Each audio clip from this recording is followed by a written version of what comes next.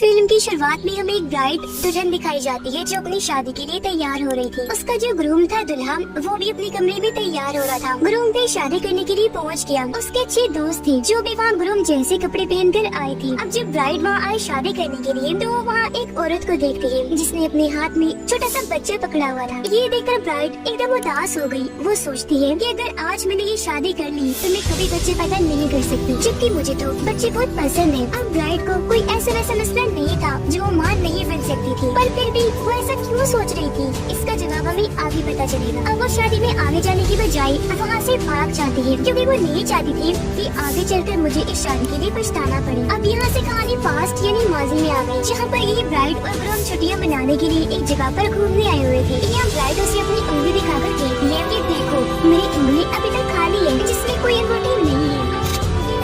जिस पर ग्रूम का कहना था कि तुम फिक्र ना करो, मैं बहुत जल्द तुमसे शादी कर लूंगा। और तुम जानती तो हो कि जिस कंपनी में हम काम कर रहे हैं वहाँ शादी करने से पहले हमें 10 बार सोचना पड़ेगा, क्योंकि हमारी कंपनी के कुछ असूल है जिनके बारे में तुम जानती ही हो। जिसके बाद ये दोनों एक बार में गए और वहाँ शराब पीकर खूब डांस करते हैं। यहाँ एक बूढ़ा कपल बैठा हुआ था जो उनको इतना खुश देखकर खुद भी काफी खुश हो जाते हैं। अब बूढ़े कपल में से हस्बैंड कहता है कि जब हमारी शादी हुई थी हम भी बिल्कुल इसी तरह खुश और पुरजोश थे। अब ब्राइड और ग्रूम कहती है कि अभी हमारी शादी हुई नहीं है, हम तो सिर्फ छुट्टियाँ मनाने आए हैं ताकि एक साथ वक्त गुजार सके। जिस पर बूढ़ा कपल कहते हैं कि कोई बात नहीं, तुम्हारी भी हो जाएगी शादी, क्योंकि शादी बहुत ही खूबसूरत रिश्ता है। हमारी शादी को 20 साल हो गए हैं। ये 20 साल हमने बहुत अच्छे गुजारे और आज तक हम एक दूसरे से उतना ही प्यार करते हैं। प्रेजेंट टाइम मौजूदा वक्त में ब्राइड अपनी शादी से जब भाग गई थी, जहाँ तभी उसके पास ग्रूम कॉल करता है और कहता है कि प्लीज वापस आ जाओ। ब्राइड जवाब देती है कि नहीं, मैंने अपना ज़हन बना लिया है कि अब मुझे शादी नहीं करनी और मैंने प्लान भी बना लिया है यहाँ से निकलने का। ग्रूम कहते हैं कि तुम अच्छे से जानती हो कि कंपनी वाले तुम्हें इतनी आसानी से जाने नहीं देंगे, वो तुम्हें नुकसान भी पहुँचा सकते हैं। मुझे तुम्हारी फिक्र हो रही है। ब्राइड गुस्से से जवाब देती है कि तुम्हें मेरी फिक्र करने की कोई जरूरत नहीं है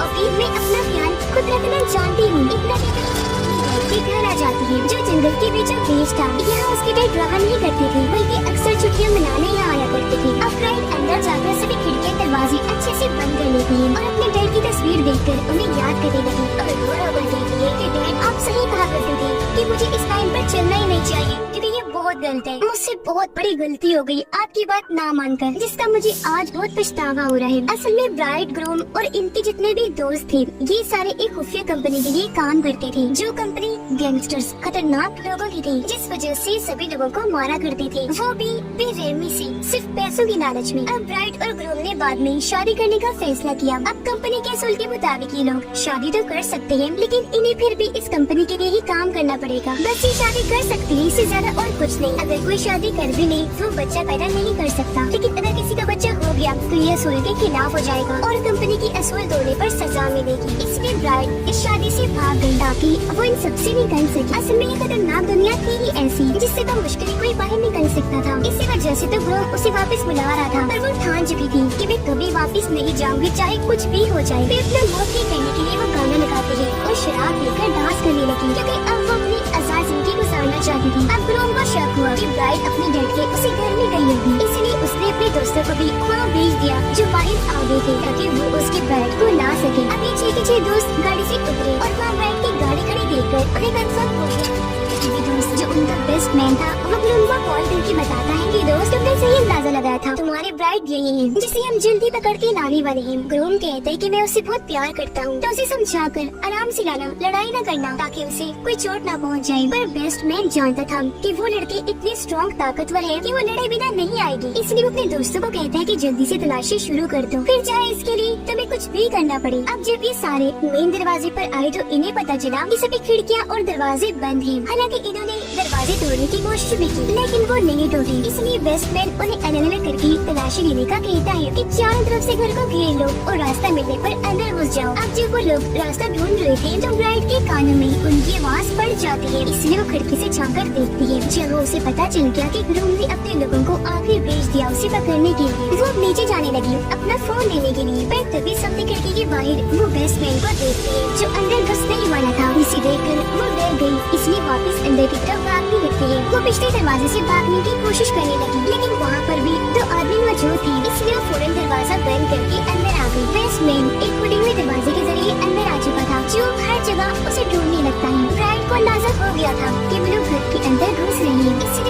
जाकर चाकू खरीदी अपनी हिफाजत के लिए और ऊपर वाले फ्लोर पर जाकर वहाँ बने खुफिया कमरे में आ जाती है। वो सब लोग भी अंदर आकर एक जगह इकट्ठे हो गए, जहाँ पर बेस्टमैन सबको कहते हैं कि हमें ब्राइड को जिंदा पकड़ के अपने साथ ले जाना है, तो तुम इसे बस मार धाड़ करना, लेकिन जान से मत मारना। आज शादी बहुत अच्छे से चल रही थी, लेकिन इसने वहाँ से भागकर बहुत गलत किया। हालांकि वो जानती थी कि हम सभी उस खतरनाक कंपनी के लिए काम कर रहे हैं और उसकी इस हरकत से कंपनी का मालिक बहुत गुस्सा है, जिंदा नहीं छोड़ेगा, क्योंकि वो जानता है कि ब्राइट कंपनी और हम सब के बारे में बहुत अच्छे से जानती है। और अगर इसने पुलिस को जाकर बता दिया तो हम सभी पकड़े जा सकते हैं। अब यहाँ से हमें फिर पास्ट की कहानी दिखाई जाती है, जहाँ पर ब्राइट और ग्रूम को वो बूढ़ा कपल दोबारा मिले थे, जो ब्राइट और ग्रूम को ऑफर करते हैं कि तुम भी हमारी कश्ती में आ जाओ, बहुत मजा आएगा, क्योंकि हम वहाँ बहुत इंजॉय करेंगे। तब ब्राइट और ग्रूम ने उनकी ऑफर मानी थी और वो इन्हें अपनी कश्ती में भी ले आए थे। प्रेजेंट टाइम में ब्राइट अपनी खुफिया कमरे में चाकू लिए बैठी थी। काफी देर के बाद भी हल्की सी खिड़की खोलकर बाहर देखती है। जब उसे अंदाजा हुआ कि रास्ता खाली है और आसपास कोई नहीं, तो वो बाहर आकर यहाँ से भागी। फिर अपनी बाइक स्टार्ट करके वहाँ से भागने लगती है, लेकिन तभी अचानक उसके सामने बेस्टमैन का दोस्त आ जाता है और क्योंकि अभी बाइक की स्पीड घटती थी तो वो उसे धक्का मार देता है, जिससे वो नीचे जाके गिरती है और उसे थोड़ी बहुत चोट भी आ गई। लेकिन फिर भी वो उठी, जहाँ वो आदमी कहते कि तुम यहाँ से नहीं भाग सकते, जो कहकर वो धीरे धीरे आगे बढ़ने लगा। ब्राइट उसे चाकू दिखाकर धमकाने लगी कि अगर तुम मेरे पास आई तो मैं तुम्हें जान से मार डालूंगी। ब्राइट उस पर हमला करके उसे गिरने लगी। उसने ब्राइट का गला पकड़ लिया, लेकिन यहाँ वो चालाकी करती है। वो अपनी टांगों से उसकी गर्दन जकड़ लेती है और फिर दीवार का सहारा लेकर चाकू से उसकी गर्दन काट देती है। उसका बहुत सारा खून बह गया, जिससे मौके पर ही उसकी मौत हो जाती है। अब जब वो बाइक लेकर फिर से यहाँ से भागने लगी तो अब यहाँ दूसरा आदमी आ जाता है उसे पकड़ने के लिए, इसलिए वो भागकर वापस घर के अंदर आ गई। लेकिन तभी उसे यहाँ दो लोग घेर लेते हैं, जिनमें एक का कद लंबा था और एक था बोना, जिसका कद काफी छोटा था। अब लंबा आदमी उसे मारकर नीचे गिरा देता है और फिर उसे बहुत पीटने लगता है, लेकिन वो हार नहीं मानती। इस तरह उसे चकमा देकर वो उठी और शावर बेल्चे से उस पर वार करके इतना मारती है कि उसकी जान ही ले लेती है। अब ये देखकर बोना आदमी काफी गुस्से में आ गया, कहता है कि मैं तुम्हें नहीं छोड़ूंगा। वो चल से उठाता है और उसकी रस्सी खींचकर उसे चलाने की कोशिश करता है, लेकिन वो स्टार्ट ही नहीं हो रहा था। ये देखकर बैठ उठी और उसे जोरदार टांग मारती है, जिससे वो काफी दूर जाके गिरता है और मौके पर ही वो बेहोश हो गया। अब जब ब्राइट वहाँ से भागने लगी तो बेस्टमैन उसे देख लेता है। वो उसे देखकर हंसने लगा, इसलिए वो अपनी जान बचाकर वहाँ से फिर वापस अंदर ही भाग जाती है। वो ऊपर वाले कमरे में आ गई, जहाँ आकर उसने खुद को लॉक कर लिया था और हाथ में वो गोल्ड स्टिक लेकर बैठ जाती है हिफाजत के तौर पर। बेस्टमैन अपने बचे हुए साथियों को कहता है कि ब्राइट ऊपर छुपी हुई है और अब मैं उसे पकड़ने जाऊंगा, तुम लोग नहीं, क्योंकि हमारे पहले ही दो साथियों को उसने मार दिया है। अब पास में हमने देखा कि जब ब्राइट और ग्रूम बूढ़े कपल की कश्ती में आई थी तो वहाँ सच में काफी इंजॉय करते हैं। यहाँ बूढ़ा कपल फिर से कहते हैं कि हमने अपने 20 साल बहुत अच्छे गुजारे, जो कहकर उनमें से हस्बैंड कहानी सुनाने लगा। पर हम किसी डॉल्फिन की तरह है पानी में, जहाँ पर शार्क्स भी हैं, जो हालांकि डॉल्फिन को एक ही बार से मार दे, पर डॉल्फिन भी इतनी होशियार तो है कि वो शार्क के बाल को जाया करती। अब ये सुनकर ब्राइट और ग्रूम समझ जाते हैं कि ये हमारे बारे में ही बात कर रही है और इन्हें पता चल गया है कि हम कौन है और यहाँ किस मकसद के लिए आए हैं। अब बूढ़ा आदमी एक दराज खोलता है जिसके अंदर गन पड़ी हुई थी, जिसे वो चुपचाप प्लेट से छुपा देता है, क्योंकि वो जानता था कि ये खतरनाक लोग हैं, तो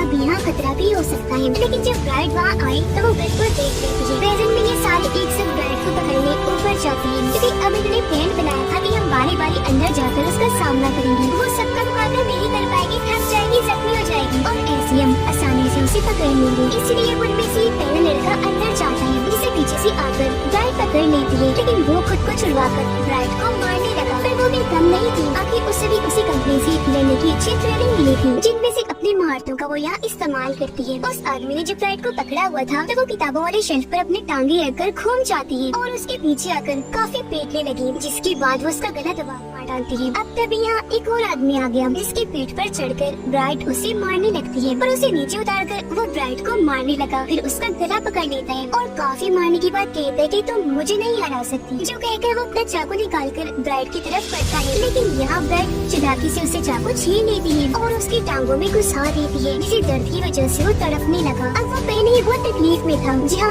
अब ब्राइट उसका आखिर गला ही काट कर उसकी जान ले लेती है। फिर वो इस चाकू को अपने पास ही रख के वहाँ से बाहर आई और अपनी गाड़ी की तरफ भागती है। जब ब्राइट गाड़ी के पास आई तो उसे एहसास हुआ कि मेरे पास तो चाबी ही नहीं है, जिसके बाद वो दोनों ब्राइट के पास आई और बेस्टमैन उसे चाबी दिखाकर कहते कि देखो ये मेरे पास है। और अब वो ब्राइट को बहुत पीटते हैं और उसे कहने लगे कि अब तुम्हें हमारे साथ जाना ही होगा। बेस्टमैन अपने साथी को कहता है कि इसे मार मार कर इसका बुरा हाल कर दो, जो कहकर वो खुद घर के अंदर जाने लगा ताकि जश्न मना मिशन में कामयाब रहे। अब बेस्ट फ्रेंड का दोस्त ब्राइड को कहता है कि तुम मुझे बहुत पसंद थी, लेकिन मैं उस कंपनी के खिलाफ नहीं जा सकता। उसने अपने पास चाकू छुपाया हुआ था जिसे वो एकदम उसकी आंखों में घुसा देती है। वो दर्द की वजह से तड़पने लगा और ऐसे तड़प तड़प के उसकी मौत हो जाती है। अब मरती मरती ब्राइड ने उसे कहा कि तुम्हें क्या लगता है कि गाड़ी लेकर मैं यहाँ से जा रही थी? नहीं, बल्कि मैं तो एक्टिंग कर रही थी ताकि तुम्हें अपने जाल में फंसाकर मार सकूं। अब बेस्ट मैन जब बाहर आया चेक करने के क्या बना, तो वो अपने साथी की लाश देखकर काफी हैरान रह गया। और तभी पीछे से ब्राइड आकर उसे पकड़ लेती है और उसकी गर्दन पर चाकू रख देती है। वो कहता है कि हमने तो तुम्हें अपना दोस्त माना था, तो फिर तुम क्यों हमें मार रही हो? ब्राइड कहती है कि हम सब कंपनी के लिए काम करते हैं, ओके? तो यहाँ कोई भी किसी का दोस्त नहीं है और अब तुम ग्रूम को कॉल करो और उसे ये झूठ बोलो कि मैं मर गई। उसकी धमकी से बेस्टमैन काफी डर गया और वो फोन करके ग्रूम को झूठ बोल देता है कि ब्राइड मारी गई। और उसे यकीन नहीं आ रहा था क्योंकि वो जानता था कि मेरी ब्राइड इतनी स्ट्रॉन्ग और होशियार है कि वो इतने सारे से तो नहीं मर सकती। जिसके बाद ब्राइड बेस्टमैन का गला एक ही झटके में काट देती है, जिससे उसकी भी बड़ी बेरहमी से मौत हो जाती है। अब तभी यहाँ फोन आया और उसे कहते कि मैं अभी जिंदा हूँ, तो तुम यहाँ से बचकर कहीं नहीं जा सकती। अब ये सुनकर ब्राइड को उसका गुस्सा आ गया और वो आगे बढ़कर उस पर हमला कर देती है। उसे बहुत मारती है जिससे एक बार फिर वो बेहोश हो गया। लेकिन जब उसे होश आई तो वो खुद को बंधा हुआ पाता है और